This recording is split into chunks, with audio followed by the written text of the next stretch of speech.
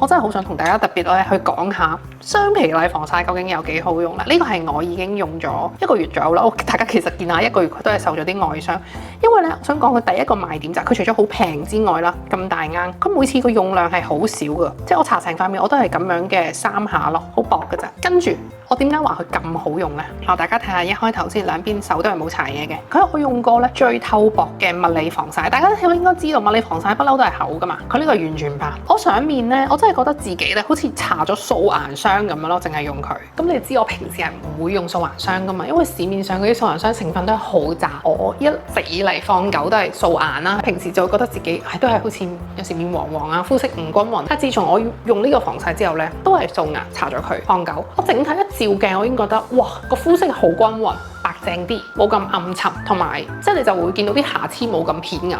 咁其實本身都未有素顏霜呢個概念嘅。第一日咧，同個同事即係我哋喺個 group 度分享啦，即係用雙皮奶防曬咩效果。我講完之後咧，個同事就話係，佢買咗10零日啦，佢都話佢同佢個女用完都好中意。呢個女仲要返學唔會化妝，但係佢話佢個女搽咗，感覺就好似素顏霜咯。即係你整體就會覺得個人素顏都靚咗，所以我真係好推薦大家，又大啱又平又好用。